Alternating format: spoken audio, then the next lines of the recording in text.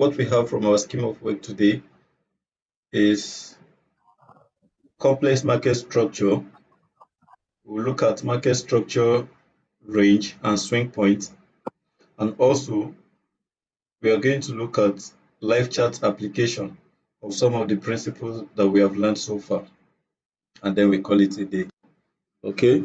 So last time we were able to talk about basic market structure, and I viewed the basis of market structure, giving us the characteristic of either when the market is bullish and when the market is bearish, the two key characteristics you're supposed to know.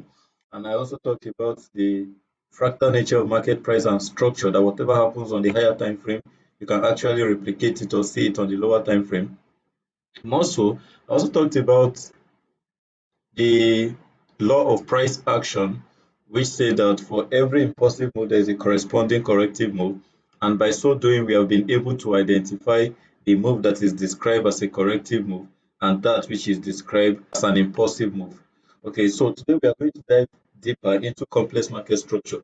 The basis of what I showed you guys, that when you have a market that is showing this characteristic of from a low to a high to a higher low, higher high, higher low, higher high, higher low, higher high. We say that this particular market is actually a bullish market because of what you've seen. It's creating a series of higher highs and higher low, and of course you can see there is a continuous break of structure around here, continuous break of structure around here, continuous break of structure around here. But this thing you see here is actually a schematic or a textbook version of how market price looks like. What that means is that when you open a read chart, you're going to see something much more complex than this. But this is going to help you. The knowledge of or what you've learned from the basic will be able to guide you through, even as at a point of view approaching a complex structure. So how does a complex market structure looks like? You are going to have something that looks like this. You can see that this is much more complex than what you are saying here. Now, the knowledge you have about this guy is also going to help you. How is it going to help you? Imagine you approach a market like this and you want to analyze this market to know what the kind of decision to take in the market. The first thing you need to consider is what time frame am I in this market, because the first thing you want to do is to determine the trend of the market when you want to start your analysis. That is the first thing you have to do. That is by asking the question. That is the reason why we have treated multi-time frame analysis, and I've given you guys the importance of what multi-time frame analysis, importance of higher time frame compared to the lower time frame, and the importance of lower time frame compared to the higher time frame. So when you approach a complex market situation like this, the first thing you need to do is try to check whether this market is a bull. The first thing is check the time frame to ensure that you are on the higher time frame before you can make your decision of whether the market is bearish or bullish. The second thing you want to pay attention to is what kind of characteristic am I seeing in this market from what I have learned from the basics. Is it showing me the characteristic of a bearish market, and is it showing me the characteristic of a bullish market? Now you can see that the market is actually a bit complex. You can see it went up here and have some structure, but by mere looking, you can generalize it that the market is trending toward the upward side. But that is not how you make your decision as a trader. You have to probably identify, if you say the market is trending towards the upward side or the market is bullish, you have to tell us where is the recent higher high or where is the recent higher low. Okay, that is that about that. So I'm going to start by pointing to this point. This is our point of a low. The market started from the point of a low here to create a high at this point. Okay, market start from a point of a low, all right, to create a high.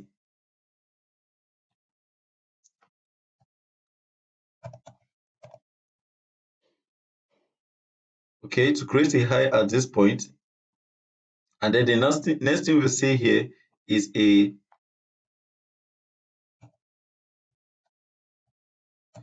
higher high. Sorry, a higher low, and then we have a higher high at this point. Okay, so now what I want you to get from this is all of this we are seeing here is called minor structure. All right, all of this you are seeing at this point is called minor structure. So like I said, that what you are seeing here is just minor structure, because you can probably see that when the market started creating, it went to this high and started creating this series of lower lows, lower high, lower lows, lower high. You might be thinking that the market is now bearish, but what the market is just creating is just a minor structure that will cause another impulsive move to the upward side. Okay, and after that, you see that the market came to a point of a low, which is actually higher than this previous low, and then what you see is that the market actually caused a break of structure around this region. Okay, the market actually caused a break of structure around this region. So this is what we call a break of structure, BOS. Okay, then after this higher high, the next thing we have again is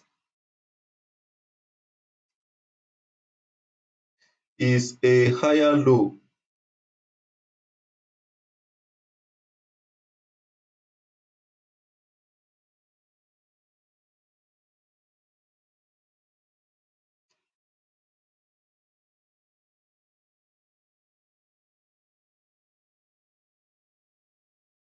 Okay, so after this higher high here, we call this a higher low. What you have to pay attention is the 2 points that are very, very important to you while you are doing your analysis or you are marking out your structures are your higher highs and your higher low. And these higher highs and higher low are what we call swing points in the market. Okay, these are the swing points. We call it this at this point, this pivot point, we call them swing points. All of these points you're seeing here, they are referred to as swing points. So those swing points are very, very important, because when it is broken, you can tell whether the market is actually changing structure or obeying structure. At this point, where this swing point here was broken to the upward side, we said that the market has what created a new higher high. And after this higher high, the market came to a low point. But the fact that this market have not been able to take down this higher low, this previous higher low, that means that the market is still maintaining its characteristic of a bullish market. So the next thing we want to see is after this higher low is what?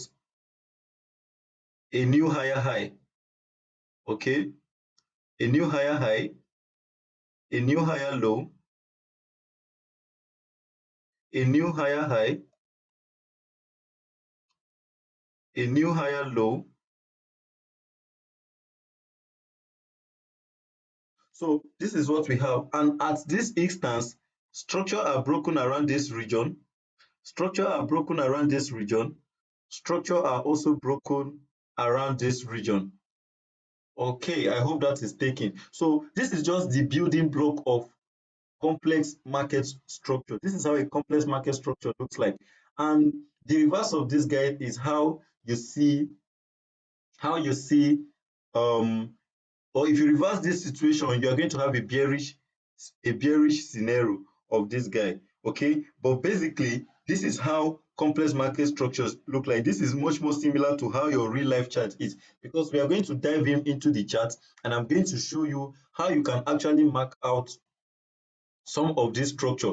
Now the next thing I want to talk about is, remember, what we have in our scheme of work is complex market structure, then we have structural range and swing points. And I've just told us that this pivot point here, at every high or low, we have a swing point.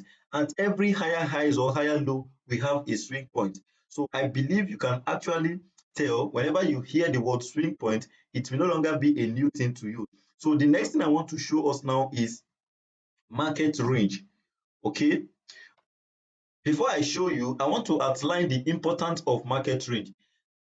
The most significant importance of it is that it will help you to check whether there is a continuation or there is a reversal.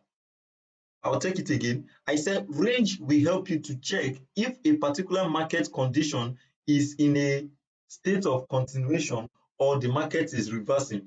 When you mark out a range, whatever is happening within a range tells you that the market is still maintaining its particular condition. For instance, the market we have before us here is a bullish market. So if I mark out the recent range, whatever the market is doing inside the range, no matter how it looks like, I am still convinced that this market remain a bullish market because the market has not stepped out of the range. But once the market step out of the range, I can tell whether it is a continuation or a reversal. For instance, if I mark out a range between a higher highs and a higher low, and the market step up above a new higher high, I can say that it is a continuation. But if the market decide to break down, then I can say that reversal is happening on the higher time frame. So this is just the importance of it. So how do you identify a range? That is the next question that we have right now. So you identify a range between a swing high and a swing low. What do I mean? This is a point of a swing high. This point, you can also call it a swing high. You can also call it a swing high.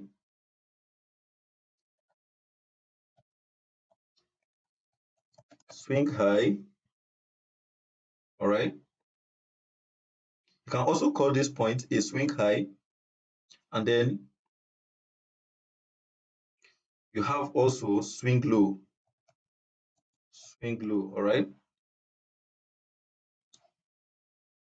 So you can actually call this point here a swing low. You can call this point here a swing low. You can call this point here a swing low. You can call this point here a swing low. Just like that, like that. In a similar way, this point can also be referred to as swing high. This can also be referred to as swing high. This can also be referred to as swing high. This can also be referred to as swing high. Likewise, this guy. So that is that about that. Now, what I want to point out is, how do you identify a range?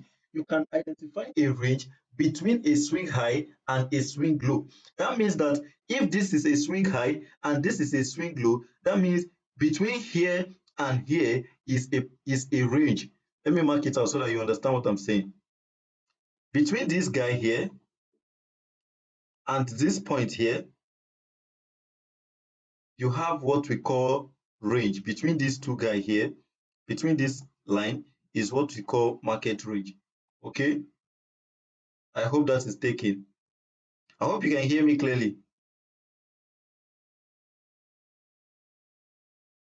I can hear you. All right. Okay, so like I said between a swing high and a swing low, you have a market range.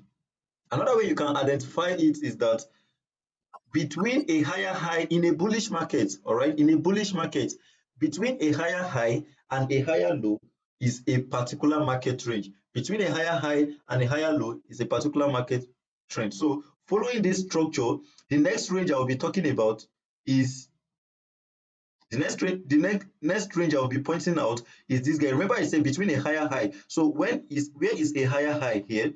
We have a higher high, right? And where is the new higher low? This guy. So that means between this guy and this guy here, we have what? A new market range. Now, where is the new market range? If I bring this point here, the new higher low we have is this guy. So this is the new range. If we have this guy here and I bring this guy here, we also have a new market range. So currently, the most recent market range we have is between this higher low and this higher high. Okay, this is the most recent market range we have. So I believe you understand what I've said so far. Like I said, the importance of it is just for you to know when a market is in a continuation state or the market is actually reversing. Okay, so when you enter the market, once you have been able to remember, I'm more like explaining how you can actually apply what you have learned. When you want to start your analysis, the first thing is you go to the higher time frame to check for the trend of the market. When you check for the trend of the market from your higher time frame, by pointing out the characteristics that tells you that a particular market is trending toward the upward side or toward the downward side, the next thing you want to do is mark out your most recent range. So based on this market condition, the most recent range we have is this guy and this guy. Okay, so the moment you have been able to mark out marked out your range, the next thing you want to ask yourself is, what is based on expectational order flow? There's something they call expectational order flow. What do I mean by expectational order flow? Based on what you are seeing currently, what do you expect the market to do next? Please make sure you are getting this, because this is the most interesting part of technical analysis, and you have to get it by all means. All right. So I'm talking about expectational order flow. What is the meaning of expectational order flow? I'm saying that it's currently asking us, based on the current market condition, where are you expecting price to go next? Okay, that brings you to the application of the law of price action. You can see how everything is connecting as I'm moving. Now, the law of price action say that for every impulsive move, there is a corresponding corrective move. And I've also showed you guys that the move that causes a break of structure to the upward direction is called an impulsive move. Then the move that creates a higher low is called a corrective move. You can also say that the move that creates a higher high is called an impulsive move, while the move that causes a higher low or creates a higher low is called a corrective move. So based on that principle or the laws of price action, you can see that the market has just created a higher high. So what kind of move is that? You will agree with me that this is an impulsive move, right? So after an impulsive move, what do you expect that will happen? You are expecting a correction. That means that what you mean, whenever I say based on expectational order flow, in this market condition, what it means is that I'm expecting, based on what you have learned concerning market structure, that when the market creates an impulsive move to the upward side to create a higher high, the next move you want to see is a corrective move to the downside to create a new higher low, and then before we can have this next push to the upward side. So this is just how you can actually position yourself when doing analysis. First, identify your higher time frame bias, mark out your range, check for expectational order flow, and I just explained to you what it means by what expectational order flow means. Like, from what you have learned about price action or market structure so far, what are you expecting the market to do next? And I've just used this particular scenario to explain to you that this is an impulsive move, and for every impulsive move, there is a corresponding corrective move. That means that if you want to trade and you meet this type of market in this condition, what you are expecting the market to do is to probably sell to a particular point within this market range before it will push up to create a new higher low. So I believe you've gotten the explanation that I've done so far as regard to complex market structure. Please, I still advise that after this class, you try to go over this video again to assimilate what I have said so far. Very, very important. Remember, it is when you are able to apply these principles, that is when you know that you actually participate in the class. So thank you so much. Now, I want to take you to the live chat application of what I have said so far, so that you can actually have understanding of every point that I've made. Now, I want to trade, right? I open this particular chart, and then I'm trying to make a decision. The first thing I want to do is, what time frame am I currently on? I'll check. You can see this is daily time frame. That means I'm on the higher time frame. Now, what am I seeing on the higher time frame? This is the market creating around this region. The market was bearish. The market was bearish at some point here, okay? But when the market gets to this point, because this was the last lower high before this lower low. Now the market started creating substructure, and the moment this point is broken, around this region, you can see that the market has shifted from being a bearish market around this region to what? To a bullish market. And you see that after that, it started creating series of higher low, higher high, higher low, higher high, higher low, higher high, higher low. Okay, you have to keep checking, because that structure has to be broken. The reason why I'm calling this a higher low is because this point, there is a break of structure around here. You can see that this point was broken to the upward side. So this is the move that causes that break. So at this point, we have our higher low, and then at this point we have our higher high. Okay, so the assignment you can give yourself, or the assignment I want you to do after today class, is pick as many pairs as you can. Try to mark out their structure. Try to mark out their structure from what you have learned, because that is how. Don't assume you know everything, you understand. It is when you start applying it that you can now see the real sense in whatever I've been saying. So after this point, the market pulled down to this point to create a higher low, and then there was a break also at this point. Then after this point, we have the market pull down here to create a new higher low. Then there is a break of structure again to this point, and then the market pull all the way up here to create that higher higher highs, higher low, and then this higher high.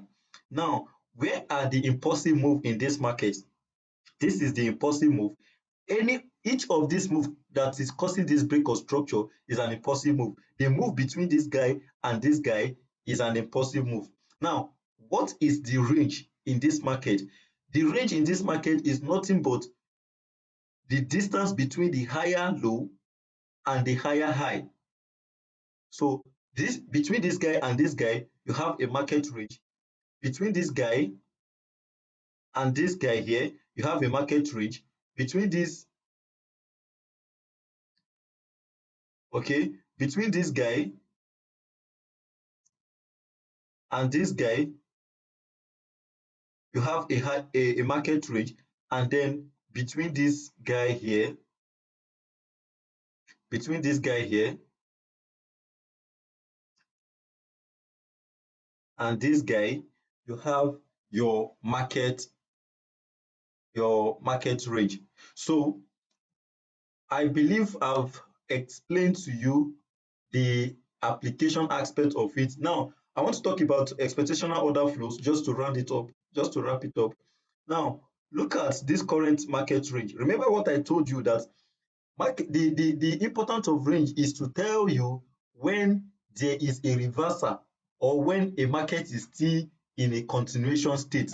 Now, between this point here and this point, this is our higher low and this is our higher high. Now, for a market to remain bullish, the condition say that there must be a continuous break of structure to where? To the upward side. The market has to be creating series of what? Higher highs and higher low. Now look at this market. Instead of this market to pull down and create a new higher high, what happened? The market break down. Immediately the market break below this previous higher low, we said that the market is now trying to reverse. This is a sign of reversal.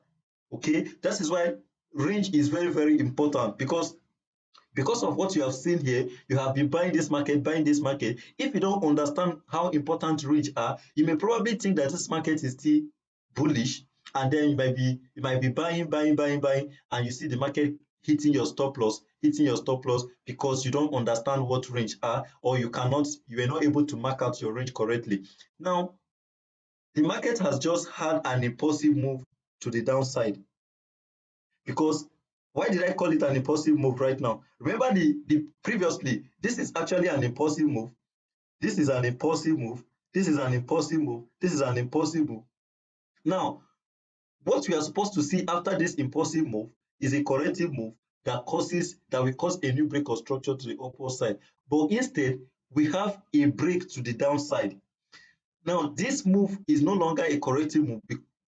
It's no longer a corrective move, but an impulsive move. Why? Because it causes a break of structure to the downward direction. And based on expectational order flow, for every impulsive move, there is a corresponding corrective move. So the decision you can make from here is, for expectational order flow, the market has to pull back to create what?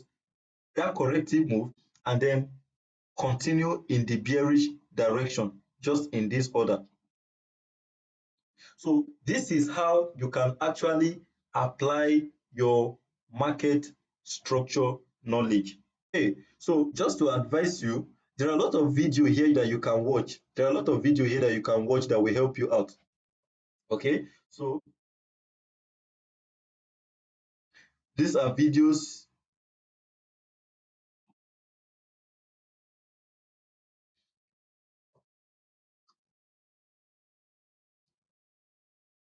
You can see master top-down analysis.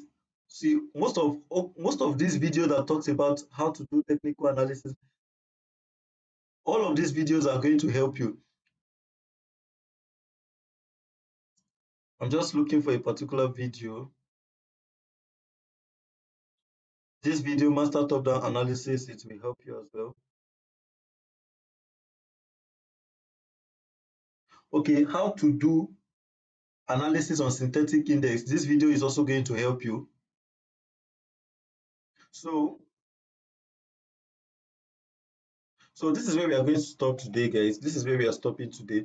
Thank you so much for staying to the end of the class. I really, really appreciate your effort, and I hope that you get the most out of this class. All right. So see you in our next class. God bless you.